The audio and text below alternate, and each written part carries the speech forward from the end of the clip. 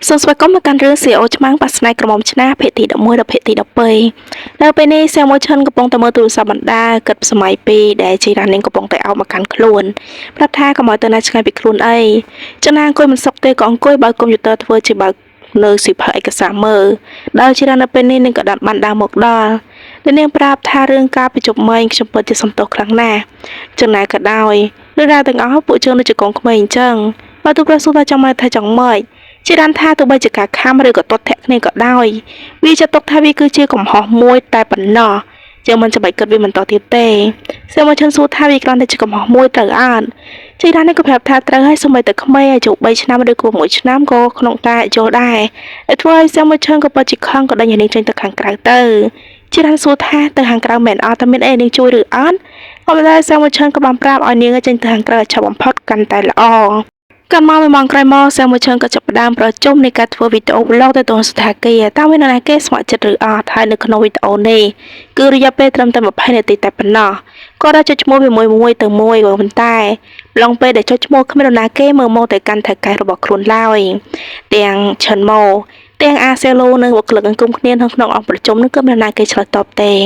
េនៅអំឡុងពេលនោះចិនមកវិញក៏តែនិយាយថាកុំចុចឈ្មោះរបស់ខ្ញុំឲ្យសោះសូមកុំប៉ះឈ្មោះរបស់ខ្ញុំទៅសេឡើងវិញឡើងច្រើនមិនទាន់ឯណោះចំណែកជីរ៉ាននឹងកំពុងតែអង្គមានរូបរាងផ្កាយមានមុំមានត្រីកោណអញ្ចឹងទៅ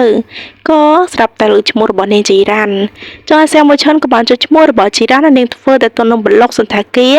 បង្ហោះនៅក្នុងប្រព័ន្ធអ៊ីនធឺណិតតែម្ដងទោះចង់មិនចង់ថាកែប្រហែលនឹងត្រូវតែធ្វើចំណាយក៏ដោយកាន់មកជប់ឡើងនេះធ្វើបណ្ដាក៏និយាយទូរស័ព្ទជាមួយនឹងផាន់និយាយបណ្ដានាងបានប្រាប់ថាតើការរបស់នាងប្រតិចិត្តអាក្រក់ណាស់ផាន់និយាយថាគួរតែសម្រាប់ខ្លះទៅការងារយ៉ាងណាក៏ដោយត្រូវការកើតចំណាក៏ជានាងប្រាប់ថារយៈពេលត្រូវតែមានទៅថ្ងៃស្អែកតែប៉ុណ្ណោះធ្វើឲ្យឆាប់ហើយបំផុតចឹងហើយផាន់និយាយសង្ឃឹមថាជាការចិត្តថែរក្សាខ្លួនមើលទៅទំនងថាការរបស់ខ្លួនរៀងខឹងនេះក៏បានសុំសុនសុននៅកន្លែងមើលកាមេរ៉ាដែលចូលមកដល់នឹងហឹងឲ្យទៅកាហ្វេទៀតសួរតែការសុនសុនឲ្យខាងមើលកាមេរ៉ានឹងចង់ចូលបន្ទប់ទឹកទៅចាំនាងមើលនៅកន្លែងនេះឲ្យគេចេញមិនបានប្រហែលនេះក៏បានបើកកាមេរ៉ាឃើញថានាងកំពុងតែថើបគ្នាជាមួយនឹងសិស្សមួយឈិននៅក្នុងកម្មចន្ទាជនណាគូស្រាប់តែកាហ្វេក៏ធ្លាក់ក្ពាកនៅលើអត់ហើយសុនសុននោះកំពុងតែមើលបបព្រៃធំជីរ៉ានវិញនឹងចូលដៃរបស់នាងគឺបាំងនៅកន្លែងកាមេរ៉ានោះសុនសុនថាគាត់អត់មានអីឃើញនោះទេអត់បានឃើញអ្វីទាំងអស់គាត់ក៏បានដើរចេញទៅខាងក្រៅជីរ៉ានវិញបានតែអញ្ចឹងក៏អង្គុយមើលញញឹមតែម្នាក់ឯងដោយសកម្មភាពនោះមិនដឹងថាគេនឹងជាអ្វីគ្នាខ្លះនោះទេគឺមានតែជីរ៉ានតែប៉ុណ្ណោះដែលនឹងអាចចាំនោះចំណាយក៏ដោយសង្កត់មកថ្ងៃបន្ទាប់ជីរ៉ាននេះក៏ចាប់ដើមគេហើយក៏គិតទៀតដែលនាងនឹកសម័យពីដែលការដែលនាងស្រវឹងកាប់បញ្ចប់នោះគឺរសែមួយឈិននឹងក៏ពិតជាថាបទៅកាន់នាងពិតមែនចំណាយក៏ដើមឡងពេលដែលនាងជិះជាមួយសែមួយឈិនរឿងទាំងអស់ដែលបានកាត់ឡើងបំភ្លេចវាចោលទាំងអស់ទៅដូចជាកូនក្មេងអញ្ចឹងណាពេលអញ្ចឹងទៅនាងអង្គុយដេកមិនសុខបក់មិនលហើយក៏បានយកទូរស័ព្ទខលទៅកាន់សែមួយឈិនវិញគ្រាន់តែឃើញទូរស័ព្ទផ្លែតដែលក៏មានអារម្មណ៍ថាសប្បាយចិត្តប្រហែលជានាងខំមកសុំទោសមកកាន់ខ្លួនអត់អីទេខ្ញុំនឹងផ្ដល់ការឲ្យនាងសុំទោសមកកាន់ខ្ញុំជីរ៉ានគ្រាន់តែមានគាត់ចេញចឹងផ្លែតលើកទូរស័ព្ទនឹងជីរ៉ាននាងក៏បានបិទទូរស័ព្ទរបស់សឹងមួយឈិនបាទស្រាប់ទៅមកនឹងពួកគាត់ទាំងពីរនេះអត់បាននិយាយគ្នានោះទេជីរ៉ាននៅវិញនាងក៏បានយកទូរស័ព្ទចុចបិទចោលតែម្ដងហើយបើនិយាយពីសឹងមួយឈិនវិញខឹងរកអីមិនបានដូច្នេះគាត់ក៏បានងើកអុកនៅលើកៅអីគឺដាននឹងកៅអីតែម្ដងតទៅនៅវិញក៏ហៅទូរស័ព្ទទៅកាន់ឈិនម៉ូបានសួរថាទៅកន្លែងអង្វៀនជាមួយនឹងគាត់ដែលគាត់ចង់ប្រដាល់ទាំងជប់តែម្ដងឈិនមកទទួលទូរស័ព្ទឬហៅក៏ប្រាប់ទៅកាន់ជៀនលោកជៀនតើលោកចង់ស្និទ្ធស្នាលជាមួយថៅកែឬអត់ដូចជាការនិយាយស្និទ្ធស្នាលស៊ីចម្រៅអញ្ចឹងណាលោកជៀននឹងរត់ទៅយកព្រមជាមួយនឹងឈិនមកទៅទៀតចំណាក៏ដើរចង្កាត់មកចៅចានេះកំពុងតែញ៉ាំស្រាញ៉ាំម្ដងនឹកស្ម័យកាលដែលគាត់នៅតូចជាមួយនឹងជីរ៉ានគាត់និយាយគ្នាថាតើពួកយើងអាចជួបគ្នាម្ដងទៀតបានឬអត់ខ្ញុំពិតជាចង់រៀបការជាមួយនឹងឯងខ្លាំងណាស់គេសន្យាគ្នាថាពេលយុគ6ឆ្នាំមកម្ល៉េះចំណាយក្តៅគាត់បានខលទូរស័ព្ទទៅកាន់ជីរ៉ានប្រាប់ថាឲ្យមកទៅនេះបន្តិចក៏កំពុងសង្វឹងហើយអ្នកដែលខលហ្នឹងគឺជាលីងយេស៊ូទៅសោះហើយលីងយេស៊ូមកដល់ផ្លែសួរថាចុះមិនបានមកទីនេះអញ្ចឹងយេស៊ូក៏បានប្រាប់ថានរណាគេគឺជាអ្នកខលមកកាន់ខ្ញុំគឺឈ្មោះឲ្យច្បាស់ទេឈ្មោះថាលិនយើចេលីងយេស៊ូក៏បានរំលឹកថាកុំប្រឹងផឹកខ្លាំងពេកផឹកចំណាហ្នឹងក៏ជីរ៉ានឲ្យមើលមិនឃើញដែរលើជាការមកថ្ងៃស្អែកឡើងពេលដែលឈិនមកកំពុងតែចាប់ផ្លូវមន់ចូលមកញ៉ាំក៏ស្ដាប់តែមនុស្សម្នាក់ក៏ចូលចេញពីចានរបស់គាត់គឺជាលោកជៀនហ្នឹងឯងដែលនៅពេលនេះក៏បំរុងស្ដីឲ្យឈិនមកក៏មិនតែជៀនវិញមុខរបស់គាត់វិញឡើងភ្នែកក៏ហូរដូចផែនដាអញ្ចឹងគឺកំដាប់ដៃរបស់ថៅកែខ្លួនតែម្ដងចំណាក៏ដោយនៅពេលនេះក៏ប្រាប់ថាគាត់ចង់ញ៉ាំសាច់រស់ទាំងឆៅតែម្ដង ជី ជាងក៏សួរថាបើដឹងតែបែបហ្នឹងហើយបានជាជំរឿគាត់ទៅធ្វើអីពេលនោះក៏ស្រាប់តែសែលមួយឈុនក៏មកដល់ពីរនាក់ហ្នឹងក៏បានចូលទៅទឹមគ្នាញញឹមធ្វើដូចជាមានរឿងអីអញ្ចឹងដែលគាត់នៅពេលនេះបានប្រាប់ថាខ្លួនបានត្រឹមតែញ៉ាំអាហារពេលថ្ងៃត្រង់ទេមុននឹងត្រឡប់ទៅធ្វើការសែលមួយឈុនសួរថាមានរឿងអីល្អូល្ងងមិញនេះក៏ប៉ុន្តែលោកជាងក៏បានប្រាប់ថាអស់ចាខ្លាំងណាស់កាលពីជុំមិញបានជួបជាមួយថៅកែនោះកាន់មកប្រហែលថ្ងៃក្រោយមកក៏មានភ្ញៀវដែលមកស្នាក់ស្ថានភាពថ្មីដែលឈ្មោះថាកញ្ញាប៉ាយនាងគឺជាអ្នកដែលទូទាយនៅហោរាសាស្ត្រដ៏ល្បីឈ្មោះដែលមានអ្នកតាមដានរហូតដល់10អមឯណាតែនៅពេលនេះជួបជាមួយនឹង Cindy ដោយ Cindy គាត់នៅឃើញផ្លែតមានអារម្មណ៍ថាផ្លឹកតែម្ដងដោយសារតែនាងក៏តាមដាននៅខាងហោរាសាស្ត្រនឹងដូចគ្នាដែរតទៅពេលនាងនៅក្នុងការដាក់ព័ត៌មានឲ្យទៅកាន់កញ្ញាប៉ាយរួចរាល់នាងពិតជាសប្បាយចិត្តណាស់ដោយសារតែនេះគឺជាអាយដលផ្ទាល់ខ្លួនរបស់នាង Cindy នឹងចូលចិត្តអីប្លែកៗអញ្ចឹងណានាងមកអាហារពេលថ្ងៃត្រង់សៀវមួយឈុនក៏បាននាំលីងជីស៊ូនោះមកញ៉ាំអាហារក៏ជួបជាមួយនឹងជីរ៉ានហើយនឹងចៅចេដល់ពេលតែអញ្ចឹងពួកគាត់ទាំង4នាក់ក៏អង្គុយកៅអីជុំគ្នាតែម្ដងក៏ប៉ុន្តែចៅចេក៏មកអង្គុយកៅអីជាមួយនឹងជីរ៉ានចាណាក៏ដោយអំឡុងពេលនេះពួកគាត់ទាំងពីរក៏សម្លក់គ្នាទៅមកនៅពេលនោះកញ្ញាប៉ាយក៏បានសម្លឹងទៅកាន់សៀវមួយឈុនសម្លឹងមកដាក់ភ្នែកទៅសោះចាណាក៏ដោយជាងារមកដល់កៅអីនេះវិញក៏នាងកំពុងតែបន្លាញគ្នាដល់ទៅពេលឃើញថាចៅចេបន្លាញជាមួយជីរ៉ានសៀវមួយឈុនក៏បានឆាត់ទៅកាន់ជីរ៉ានថានៅថ្ងៃនេះមិនច្បាច់ធ្វើការទេសម្រាប់មួយថ្ងៃតែម្ដងទៅអាហារពេលថ្ងៃត្រង់នោះក៏មិនច្បាច់ញ៉ាំដែរដល់ទៅពេលឆាត់ទៅមកជីរ៉ានថាគ្មានសិទ្ធិមកគ្រប់គ្រងនេះទេដោយសារតែបុគ្គលិកក៏មានច្បាប់ដល់ពេលលីងជីស៊ូនេះឆ្ងល់ខ្លាំងឲ្យឃើញពីដល់នោះកំពុងតែឆាត់គ្នាទៅមកដល់ថ្នាក់លីងជីស៊ូនេះក៏បានសួរថាតើអ្នកទាំងពីរនោះមានឆាត់រកគ្នាឬអត់ចំណាយទាំងពីរនឹងក៏បានឆ្លើយស្របគ្នាថាគឺអត់មានតតែសោះដល់វេរបស់ជើជាម្ដងក៏បានសួរទៅកាន់អាជីរ៉ានថាចូលចិត្តញ៉ាំអីអត់គាត់ដឹងថានេះចូលចិត្តញ៉ាំអីចាំគាត់ចាប់ឲ្យវាគឺជាសាច់មាន់បំពងជូរអែមគាត់ទៅលើអញ្ចឹងផ្លែដល់ជីរ៉ាននេះក៏បានញុកចូលក្នុងមាត់របស់ជើជាជីរ៉ាននេះចូលច្រឡំថាជើជាស្រឡាញ់លីងជីស៊ូប្រាប់ថាមើលថែនាងទៅមិនគួរមើលថែមកកាន់ខ្លួនទេលីងជីស៊ូវិញនាងក៏បានចាប់ម្ហូបដែលមានរសជាតិឆ្ងាញ់ឲ្យទៅកាន់ម៉ូសេវឈិនហើយម៉ូសេវឈិនក៏បានត្រឹមតែញ៉ាំតែប៉ុណ្ណោះក៏លីងជីស៊ូបានប្រាប់ថាខ្ញុំស្និទ្ធជាមួយគាត់តាំងពីតូចគេងជាមួយគ្នាតាំងពីថ្នាក់បន្តីសម្បីតែនៅពេជ្រយលើគូតរបស់គាត់ខ្ញុំស្គាល់ទាំងអស់មកប្រហែលពេជ្រយនោះមើលសេមួយឈិនគាត់ក៏ឆ្លក់ទឹកមកផ្លែតហ្នឹងហ្មងដល់ទៅពេលអញ្ចឹងទៅឯនេះវិញក៏មានអារម្មណ៍ថាខឹងឲ្យខ្មើតហ្មងជីរ៉ាន់ណាក៏ដើរចេញទៅទាំងពីរហ្នឹងចេញទៅស្របគ្នាតទៅពីនោះរួចជើជាក៏បានប្រាប់ថាគេមិនល្អប្រហែលទេតែលេងយេស៊ូថាបានឈប់និយាយគាត់ចង់ស្ដាប់អីទាំងអស់ជើជាក៏សួរบอกវិញថាមានដឹងឲ្យពួកគេទាំងពីរចេញទៅស្របគ្នាតែមិនឆ្ងល់ពីទំនាក់ទំនងរបស់ពួកគេរឿងចំណាក៏ដើរចឹងកាន់មកកញ្ញាប៉ាយនៅវិញកំពុងតរេបៀរបស់នាងកំពុងតែមើលនៅស្លឹកបៀមួយគេមកបង្ហាញថាស្លឹកបៀនោះជាអីទេអត់មានក៏ដឹងដូចគ្នាបន្តមកនាងក៏ហៅសែមួយឈុនមកបន្ទប់នាងសែមួយឈុនសួរថាតើមានអ្វីអាចមកកាន់ខាងស្ថានភាពរបស់ជើងជួយបានអត់កញ្ញាប៉ាយក៏បានប្រាប់ថាផ្កាទាំងអស់នេះមានលក្ខណៈជាមួយហើយកុំឲ្យថាហ្វេនរបស់នាងអន់ចិត្តដូច្នេះនាងក៏បានដាក់នៅខាងមុខបន្ទប់នឹងបានឬអត់ចឹងណាក៏ដល់ពេលនេះនាងក៏បានឲ្យសែមួយឈុនត្រូវកវល់នាងបន្តិចហើយកវល់នាងក៏ជ្រុះបាត់ប៉ុន្តែមិនជ្រុះបាត់ទេនាងកំពុងតែដោះក្រវល់ខ្លួនឯងមិញនឹងឯងចំណែកជីរ៉ានវិញនាងក៏បានដើរកាត់បន្ទប់របស់អ្នកនាងប៉ាយចឹងណាក៏ដោយនៅវិញនាងកំពុងតែមើលរកវល់ទៅមកអ្នកនាងប៉ាយក៏ស្វាអប់ក្រឹបថាកំចាក់ចេញពីខ្ញុំអីជិះពីថាសែមួយឈុនក៏បានព្យាយាមដកដៃចេញហើយជីរ៉ាននៅវិញឃើញខឹងមកចាន់ហ្មងរត់ទៅដល់មិនចាំយូរទេគឺធាក់កញ្ញាប៉ាយមួយជើងខ្ពាក់នៅកន្លែងបន្តមកសែមួយឈុនក៏បានទៅជួយលើកកញ្ញាប៉ាយទៅភ្នែករបស់ជីរ៉ានវិញនាងខឹងជាមួយនឹងកញ្ញាប៉ាយជាខ្លាំងចឹងណាក៏ដែរកញ្ញាប៉ាយប្រាប់ថានាងសំទោសដែលសត្វនាងមើលឃើញថាសែមួយឈុនមកដូចជាមិត្តចាស់របស់នាងក៏ប៉ុន្តែក៏ជីរ៉ានសួរថាដូចមិត្តចាស់មែនទេចេះតែដើរអោបគេទៅពីចឹងមែនតែមនុស្សប្រុសចឹងមែនតែសែមួយឈុនក៏ទៅពីសំទោសទៅកាន់កញ្ញាប៉ាយថាអត់ទោសខាងបុគ្គលិករបស់ជើងផងហើយគាត់អូដៃចេញទៅជីរ៉ានឆ្លៀតសម្លក់មុខហើយឆ្លៀតជេរទៅកាន់កញ្ញាប៉ាយទៅទៀតចឹងណាក៏ដែរចាំមកក្រៅនាងក៏សួរថាតើលោកមានចិត្តសប្បុរសនៅជាមួយមនុស្សស្រីគ្រប់គ្នាក៏ស្រឡាញ់គេគ្រប់គ្នាអញ្ចឹងមែនសមាជិកក៏បានសួរថាតើនាងចាំរឿងរ៉ាវរបស់ពួកជើងកាន់នៅក្នុងចន្ទាជនមែនអត់ក៏ជីរ៉ាននាងក៏ប្រាប់ថាមិនខ្វល់ទេចាំមិនចាំសំខាន់ពេលនេះលោកដូចជាមនុស្សព្រានអញ្ចឹងជីរ៉ានធ្វើភ្នែកស្ទាត់លើចំណែកឯសមាជិកវិញក៏អត់មកមុខរបស់នាងកាន់តែចិនកាន់មកជប់ឡើងជីរ៉ាននាងកំពុងធ្វើវីដេអូ vlog របស់សមាជិកនៅបានដាក់ឲ្យនាងធ្វើរហូតទៅដល់ពេលព្រឹកឡើងហើយនាងក៏បានចូល memory ដាក់ឲ្យទៅកាន់អាសេលូចូលទៅឲ្យថៅកែនោះជំនួសខ្ញុំផងងួយគេងខ្លាំងណាស់បន្ទាប់ពីសេលូនាងក៏ចូលចាក់ចេញទៅក៏ជីរ៉ាននាងក៏ប្រេះខ្លួនគេនៅលើពងគេមិនបានប្រមាណផងពេលនេះក៏បានទទួលទូរស័ព្ទពីឆិនម៉ូដែលប្រាប់ថាឯកសារនឹងគឺចាំបាច់ខ្លាំងណាស់សម្រាប់ថៅកែជួយចូលទៅឲ្យថៅកែបានផងទៅ ចឹងហើយនាងក៏មកដល់ផ្លែនឹងក៏សួរឯកសារអីក៏សំខាន់អីយ៉ាងនេះចំណុចអីទៅនាងជិតដល់ផ្ទះនោះចឹងណាក៏ដោយឆាន់ម៉ូថាមានតែជារ៉ានម្នាក់គាត់ដែលអាចចូលទៅឲ្យចវាយបានតែគាត់មិនខំមិនមកអញ្ចឹងណាជាពិសេសគឺលោកជៀនថាងវកផងទៅអីចឹងណាឲ្យឯកសារដល់ដៃដូច្នេះហើយ1ម៉ោងក្រោយមកនាងក៏បានមកដល់នៅបន្ទប់របស់សៅមូឆិនអូនសៅមូឆិនក៏កបើកទ្វារផ្លែតហ្នឹងមិនឃើញមនុស្សទេ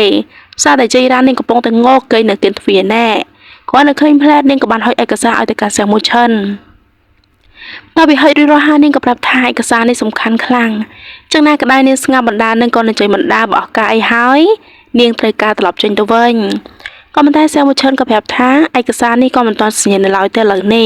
ះដូច្នេះណាចូលមកខាងក្នុងសិនមកអូកាឡាហ្មងណាចំណាងក្នុងក៏ជីរ៉ាននាងកំពុងតែមើលជុំវិញនៅបន្ទប់របស់គេមានតាមពីប្រដាប់ប្រដាគេមើលទៅនឹងជាវត្ថុអនុស្សាវរីយ៍រួមទាំងសៀវភៅមួយដែលមានចំណងជើងថាសៀវភៅវង្វេងស្មារតីដូចជាជំងឺវង្វេងស្មារតីអញ្ចឹងទៅ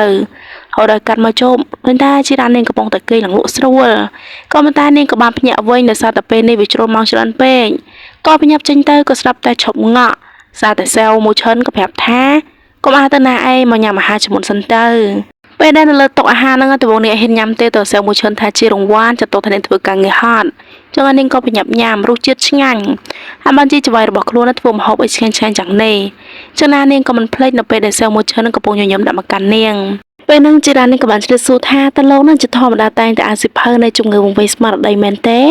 ក៏សែវមួយឈិនប្រាប់ថាគាត់អានដូចជាធម្មតាអញ្ចឹងតាមពិតគាត់ចង់ដឹងតាមដានសុខភាពរបស់លោកជ័យរបស់ជីរ៉ានចឹងណាក៏ដោយនៅពេលនេះក៏ថែមទាំងដួសទឹកស៊ុបដែលជាធ្វើឆ្អឹងចំណីឲ្យទៅកាន់ជ័យរ៉ានញ៉ាំឲ្យច្រើនទៅហូបទាំងអីសុទ្ធតែសិនតែឆ្ងាញ់ទាំងអស់ហើយពេលនេះនឹងឃើញថាបាយជប់មាត់របស់ជ័យរ៉ានដោយសួរថាបានជានាងចង់យកគ្រាប់បាយរបស់ខ្ញុំមកត្រឡប់ទៅផ្ទះវិញមែនអត់ជីរ៉ាននេះមិនឆ្លើយសំណងទេប៉ុន្តែនាងបានជាសួរថាចុះពួកជើងបានធ្វើអ្វីនៅចន្ទាចុននោះក៏ចង់និយាយសម្ដៅការថាប់គ្នាក៏ប៉ុន្តែសើមួយឈិនថាគាត់ផ្លេចវាបាត់ទៅហើយជីរ៉ានក៏សួរថាតើផ្លេចវាដល់របៀបម៉េចទៅរឿងរ៉ាវទាំងអស់នេះចំណាក៏ដោយក៏សើមួយឈិនថាចុះក្រែងនាងជាអ្នកប្រាប់ខ្ញុំដោយខ្លួនឯង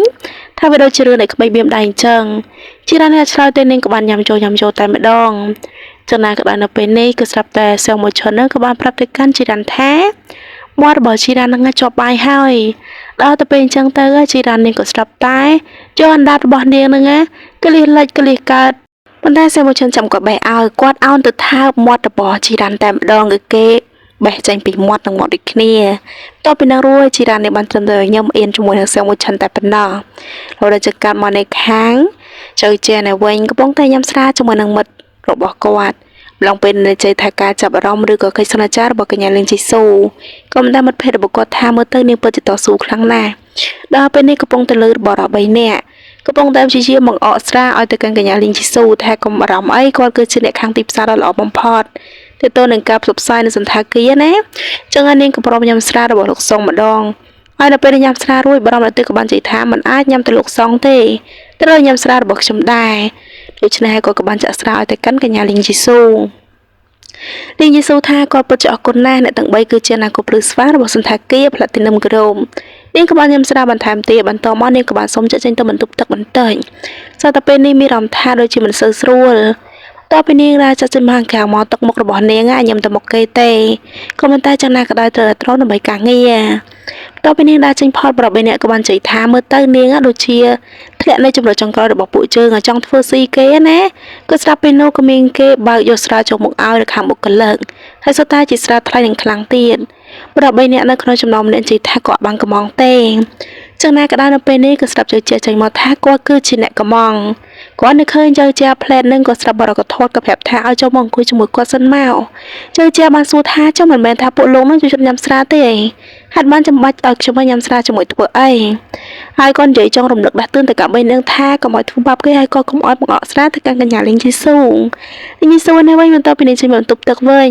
ញព្យាយាមសម្រួលស្មារតីណាខកបើខ្វាក់មកនឹងទឹកមុខក៏រែងធ្លាក់បន្តិចស្រាប់តែជើជាបានប្រាប់ថាកុំបារម្ភខ្ញុំឲ្យពួកគេចេញទៅអស់ហើយគាត់ថែមទៅញ៉ាំនឹងស្អាតទៀតតទៅពីនឹងរួចពួកគាត់ទាំងពីរនឹងក៏មកញ៉ាំស្រាកន្លែងនេះគេក៏លុកស្រាញ៉ាំមិនដាជើជាក៏សួរថាបើសិនជានាងញ៉ាំច្រើនតើណាគេនឹងជួយនឹងទៅផ្ទះទៅគាត់ក៏បានចូលកូនដុំស្ករតូចដែលជាគេធ្វើល្អនៅប្រទេសចិននោះដាក់ក្នុងស្រារបស់កញ្ញាលេងជ័យស៊ូញ៉ាំមិនដាគាត់ក៏បានរត់ទៅកាន់នាងទៀតថាមិនគួរញ៉ាំស្រាច្រើននោះទេចឹងណាក៏ដោយអំឡុងពេលនេះ ដោយកញ្ញាលីងជីស៊ូឆ្ងល់ថាហេតុអីទៅបានជាជីរ៉ាមិនស្រឡាញ់លោកក៏ជាជាស៊ូវិញចុះនាងវិញចំណាក៏ដោយនាងក៏បានជ័យថាដោយសារតែសៀងមួយឈិនជាមនុស្សដ៏ល្អជាងគេនៅលើពិភពលោកចៅជាក៏បានបញ្ចូលប្រាប់ទីក្នុងនាមមនុស្សដែលជើងស្រឡាញ់ចង់ឲ្យគេមានក្តីសុខត្រូវអត់ចំណាក៏ដោយសូមមកសម្លឹងទៅកាន់ទៅគេចិត្តបែបនេះពេលដល់របស់ជើងនៅលូតញាប់ហើយក៏ចង់បានគេនៅក្បែរហើយពីអ្នកនឹងមានអារម្មណ៍ចឹងហ្មងគឺងាកមកជួយវាគ្នារៀងៗខ្លួនដល់ទៅពេលអញ្ចឹងទៅយើងក៏មកដល់ពេលដែលត្រឡប់មកវិញលីងយេស៊ូនេះពិតជាស្វឹងខ្លាំងណាស់នៅពេលនេះយាយជាក៏បានដាក់នេះចូលទៅខាងក្នុងឡានកំពុងតែអោនដាក់ខ្សែក្រវ៉ាត់ឲ្យទៅកាន់លីងយេស៊ូប្រងពេលនោះក៏ស្ដាប់តែលីងយេស៊ូនេះក៏បានបើកភ្នែកក៏ហ៊ូហូហើយក៏ជើជាសួរថាតើនាងមានអីឬអត់លេងជីស៊ូនេះក៏បានសួរថាតើលោកមានធ្លាប់ស្រឡាញ់មកកាន់ខ្ញុំបន្តិចបន្តួចដែរឬអត់ទេទាញពររបស់គេណាគឺពីថានៅពេលនៅវ័យនាងក៏បានទាញជើជានៅចូលមកថាបជោគតែម្ដងដោយនាងចង់បញ្ជាក់ថានាងពិតជាមានអារម្មណ៍ថា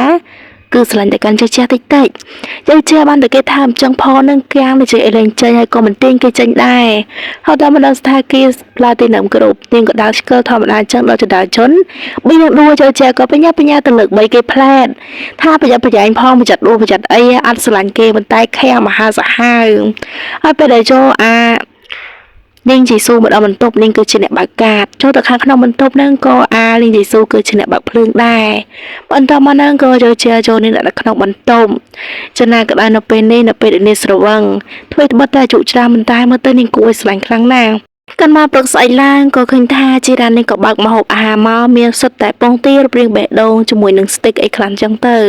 គឺជាការ order មកពីសមួយឈិនចំណែកកញ្ញាលីងជីស៊ូនៅវិញក៏បន្តពីនាងភ្ញាក់ពីរំលែកដែលពេលនេះនាងដឹងថាមុខរបស់នាងត្រូវបានគេគូទេក៏ជាស្នាដៃរបស់ជើជាមិនខានហើយនៅក្នុងបន្ទប់ទឹកឯនេះវិញជើជានឹងក៏ស្រាប់តែនៅខាងក្នុងបន្ទប់របស់លីងជីស៊ូកំពុងតែងូតទឹកកាន់មកនៅខាងតួឯកស្រីនិងតួឯកប្រុសជីរ៉ានាងកំពុងតែដើរធ្វើប្រតិបត្តិការងាររបស់នាងនៅពេលនោះនាងក៏បានហុចកដាឲ្យទៅកាសែមួយឈិនគេប្រឡប់ចាប់ដៃគ្នាដែលនៅក្នុងកដាសរសេរបានថាការងារនេះធ្វើការងារល្អដូចធម្មតាអញ្ចឹងគ្រប់យ៉ាងល្អទាំងអស់ខាងប្រុសវិញគេក៏ញញឹមដល់ចង្កាមកខាងលេងជ័យស៊ូម្ដងកំពុងតែចុចមើលទូរទស្សន៍ចំពេលនោះក៏ស្រាប់តែមានមនុស្សនឹងដើរកាត់នាងតែគ្មាននរណាគេឆ្ងាយទេក្រៅពីជើជាណូនាងភ្ញាក់ខ្លួនឲ្យព្រឹត្តតែម្ដងហេតុអីបានជាបរិសម្នាក់នឹងកំពុងតែញ៉ាំជាមួយនឹងស្រោមវីតាមីនសម្រាប់ចិញ្ចឹមសម្ផស្សរបស់នាងហើយក៏យើងជាហ្នឹងក៏គប់មកខ្នើយតែម្ដងសួរហេតុបានជាលោកនៅក្នុងបន្ទប់របស់ខ្ញុំបែបនេះចុះក៏មកខាងជីរ៉ាន់នៅវិញកំពុងតែរៀបពុករៀបអីបណ្ដាអីចឹងទៅក៏សៀងមួយឈិនហ្នឹងក៏បានឆ្លុះឱកាសនេះថាតើនៅចិត្តគាត់បានអត់ជីរ៉ាន់ថាកុំធ្វើអីប្រទេសផ្ដាតែសៀងមួយឈិនថាចង់ពិនិត្យបបោមាត់របស់នាងមានពួកអីខ្លះនេះអញ្ចឹងងាកមកមើលគូរបស់លីងជីម្ដងលីងជីនាងកំពុងតែមើលកញ្ចក់មើលឆ្លោះមុខរបស់នាងថាអាក្រក់ប៉ុន្តែចូលជាថាវាគួរស្រឡាញ់ណាស់ដោយតាមការពើការពីជុំមិញនៅគាត់បានចូលហ្វឺតនឹងចូលមកគូមុខរបស់កញ្ញាលីងជីស៊ូគូហើយនៅក៏សើចម្នាក់ឯងក៏ខឹកខេងតែម្នាក់ឯងចឹងទៅនៅពេលនេះវិញបងបានត្រឹមតែនៅចៃថាល្អអស្ចារ្យហើយស្អាតខ្ជូគួរស្រឡាញ់មែនអត់ទាញដៃចូលជាខំតែម្ដងលីងជីស៊ូមិនមែនស្លូតទេគឺឆ្នាស់ហើយដល់ពេលអង្គុយញ៉ាំអាហារនោះក៏ស្ដាប់តែនាងដូចញ៉ាំធម្មតាអញ្ចឹងប៉ុន្តែចូលជាវិញកាន់ទៅដោះគោបណ្ដានឹងទឹកមុខរបស់គាត់ក៏សម្លក់ដោយពពេស្នាមញញឹមទៅកាន់លីងជីស៊ូផាជាលងស្រឡាញ់ទៅកាន់លីងជីស៊ូបាត់ទៅហើយលីងជីស៊ូនឹងឃើញអញ្ចឹងហើយសួរថាចុះមិនបានមិនញ៉ាំអញ្ចឹងចូលជានឹងភ្ញាក់ខ្លួនឲ្យព្រឺតហើយលីងជីស៊ូនឹងឲ្យគេសិតឲ្យហត់ដល់ឡងតូចទៀតដល់ទៅពេលអញ្ចឹងទៅនឹងគេនេះវិញគេរៀងអៀនដែរជីស៊ូវិញក៏បាននិយាយទៅកាន់ចូលជាថាក្មេងប្រុសល្អញ៉ាំឲ្យច្រើនទៅដើម្បីឆាប់ធំហើយលឺតែអញ្ចឹងផ្លែតចូលជាក៏បានសួរថាលីងជីស៊ូតើនាងមិនចាំទេកាលពីជុកមិញតែមានរឿងអីកើតខ្លាំងខ្លះប៉ុន្តែនៅពេលនេះលីងជីស៊ូក៏សួរថាមានរឿងអីទៅតើវាលើពីការស្រវឹងនិងការជួបខ្ញុំមកផ្ទះទៀតដល់ទៅពេលលឺអញ្ចឹងទៅតែវិញងាកមុខចេញតែគ្មានអីទេក៏មិនតែលីងជីស៊ូនឹងក៏បានជំរាបសួរថាឲ្យប្រាប់ខ្លួនមកចំណាមិនទាន់បាននិយាយអីផងនោះក៏ស្រាប់តែមានគេខលទូរស័ព្ទមកថាប្រធានសែលនឹងត្រឡប់មកពីប្រទេសក្រៅវិញលឺតែអញ្ចឹងនេះឡើងសប្បាយចិត្តហ្មងហើយនេះគឺជាប្រធានសែលដែលជាឪពុករបស់សែលមួយឈិនក៏បានសរសេរថានៅសន្តាគាររបស់យើងល្អគ្រប់យ៉ាងទាំងអស់កាលពី35រហូតដល់85%ក៏ប៉ុន្តែមិនអាចធ្វើម្នាក់ឯងបានទេសែលមួយឈិនក៏បានប្រាប់ថាម្នាក់ឯងមិនម្នាក់ឯងយ៉ាងណាក៏ដោយនៅទីនេះគឺដោយសារតែនៅទីនេះបានមកឈឺស្លាប់ពេលនោះក៏ស្ដាប់តែក៏លីងយេស៊ូក៏មកលេងឃើញលីងយេស៊ូប៉ារបស់សែលមួយឈិនសប្បាយចិត្តណាស់ ក៏មិនតែសមួយជនថាគាត់ចង់ធ្វើការបន្ថែមក៏មិនតែអ្វីដែលមិនអាចគាត់ត្រូវតែមកញ៉ាំអាហារពេលថ្ងៃត្រង់ជាមួយនឹងយេស៊ូវនិងប៉ារបស់ខ្លួនគាត់ថែមទាំងចោលកូនប្រុសរបស់គាត់ខ្លះទៅជាសាច់ឈាមភ្ជាប់សាច់សុឈាមជាមួយនឹងកញ្ញានាងយេស៊ូវទៀតក៏មិនតែអ្វីដែលគាត់គួរហូចចិត្តដោយសារតែសែមួយឈិនក៏មានមនុស្សដែលខ្លួនស្រឡាញ់ណាដែលគាត់ប្រាប់ទៅកាន់ឪពុករបស់ខ្លួនថាប៉ាមិនអាចសម្រេចចិត្តសូម្បីតែមនុស្សដែលខ្លួនស្រឡាញ់នោះទេគាត់ចង់រៀបការជាមួយនាងយេស៊ូវឡើយឬតែអញ្ចឹងនឹងឪពុកនេះក៏ទម្លាក់ចង្កឹះចោលចំណែកសាមួយឈិនដែលចាក់ចេញទៅធ្វើមិនដឹងហើយក៏លៀងយេស៊ូក៏មកតាមសួរហេតុអីទៅខ្ញុំគិតថាលោកក៏គួរតែមានពេលខ្លះដើម្បីយកចិត្តទុកដាក់ចំពោះខ្ញុំស្រឡាញ់ខ្ញុំទៅសាមួយឈិនថាឈប់ជឿជាពេលវេលាជាមួយនឹងខ្លួនទៅចំណែកក៏ដល់លៀងយេស៊ូនេះក៏បាននឹកសម័យសម្ដីរបស់ចៅចេថាបើសិនជាមនុស្សម្នាក់នោះដែលយើងស្រឡាញ់ឬយើងនៅចិត្តគេប្រកាសជាមានអារម្មណ៍ថាចង់បានគេមកនៅក្បែរខ្លាំងណាស់ក៏ប៉ុន្តែពេលនេះមានបានសង្ខេបមើលហើយក៏ពិសោធន៍មើលថានៅកាន់តែចិត្តមានអារម្មណ៍ថាដូចជាគ្មានអារម្មណ៍ថាចង់បានគេទេក៏មិនមានអារម្មណ៍ថាកក់ក្ដៅដែរនាងក៏បានចង់ចាប់ថាបទៅកាសែមួយឈិនតែម្ដងតែសែមួយឈិនថាកុំគួរធ្វើអីមកកាន់គាត់ទេពេលនោះជីរ៉ានេះក៏បានឃើញម្ដងទៀតដល់ពេលដែលអញ្ចឹងហើយនឹងក៏សែងចំក្តារមុខរបស់កញ្ញាលីងយេស៊ូតែម្ដងនាងសួរថាជាអីទៅជីរ៉ានេះក៏បានស្ដីឲ្យថានេះគឺជាសន្តាគារមិនមែនជាកន្លែងសម្រាប់ដាត់ជួបឬក៏ដេតថើបគ្នាឲ្យញ៉ៃញ៉ៃចឹងទេទីជិះរួចហើយនេះក៏បានដើរចាស់ចេញទៅឲ្យសែមួយឈិនចង់បញ្ចុះដែរចំណែកក៏ដោយសាមួយឈិនក៏បានប្រាប់ទៅកាន់នាងយេស៊ូថាឈប់ទៅឈប់ត្រឹមហ្នឹងក៏អត់ចង់ពាក់ព័ន្ធអីទៀតទេពេលនាងយេស៊ូនេះពិតជាមានអារម្មណ៍ថាខ្មាស់អៀនចំណែកក៏ដោយក៏មកថ្ងៃស្អែកបន្ទាប់ដែលលោកសៀវនៅវិញកំពុងនិយាយជាមួយកូនចៅរបស់ខ្លួនទៅនឹងការអភិវឌ្ឍបន្ថែមទៅស្ថានភាពបំរុងជួបបរិយក៏ស្ដាប់តែជីរ៉ានាងក៏បានឆក់បរិយហើយក៏ញាត់ស្គរក្របចូលក្នុងមាត់របស់លោកប្រធានសៀវជំនួសប្រធានសៀវសួរនឹងចង់ធ្វើអីទៅជីរ៉ានឹងក៏បានសុំតបផងនៅទីនេះគឺជាសន្តាគារមិនអាចឲ្យជក់បារីឬក៏ធ្វើផ្ដេសផ្ដាសប៉ះពាល់ដល់ភ្ញៀវដទៃក៏ប៉ុន្តែនៅពេលនោះក៏លោកហាងក៏បានសួរថានឹងដែរទេថានៅទីនេះគឺជានរណាគេគាត់គឺជាប្រធានរៀបរងជ័យក៏ជីរ៉ានថាមិនខ្វល់ថានរណាទេសំខាន់ការជួបបារីគឺប៉ះពាល់ដល់មនុស្សគ្រប់គ្នាអញ្ចឹងហើយក៏សូមកុំជក់ទៅជក់នៅខាងក្រៅទៅធ្វើឲ្យប្រធានសៀវក៏ពិតជាខឹងជាមួយជីរ៉ានខ្លាំងណាស់នាងប្រកាសជាមិនรู้ទេតែជីរ៉ានថាសូម្បីតែក្មេងជាង6ឆ្នាំក៏អាចស្ដាប់បានដែរគ្រាន់តែនិយាយប៉ុណ្ណឹងហើយប្រធានសៀវសួរថាតើនាងចង់ព្រៀងចូលយ៉ាងម៉េចឯណាដែលគ្រប់គ្រងរបស់នាងនៅឯណាទៅពេលនោះក៏សៀវមួយឈុនក៏មកដល់ផ្លែតហ្នឹងក៏ជីរ៉ានប្រាប់ថាគាត់ចង់ជក់បារីក៏មិនតែខ្ញុំមិនឲ្យជក់ឲ្យទៅជក់នៅខាងក្រៅអញ្ចឹងណាដូច្នេះហ្នឹងក៏សៀវមួយឈុនហ្នឹងក៏បានឲ្យជីរ៉ានចាក់ចេញទៅជាមុនសិនហើយក៏សុំទោសទៅកម្មវិធីសៀវរត់ដោយសារតែនាងថ្មីអញ្ចឹងមិនស្គាល់ទៅកាន់លោកប្រធានសៀវតែក៏អត់ខ្វល់តែសំខាន់ដែលនាងចោលឡើងនេះភ្លាមក៏ប៉ុន្តែសៀវមួយឈុនតែគាត់មិនអាចធ្វើបានទេគាត់នឹងនិយាយចឹងផ្លែតឪពុកបំរុងវាទៅកាន់កូនប្រុសចំណែកឯអាសែលលូវិញនាងក៏បញ្ញាប់រត់ចាក់ចេញទៅហើយជិះទៅប្រាប់គ្នារបស់នេះឲ្យមកទៅណូខែដល់គ្នាពេលហ្នឹងចាប់ប៉ុណ្ណឹងព្រោះចាំតែដល់ពេលបន្តណា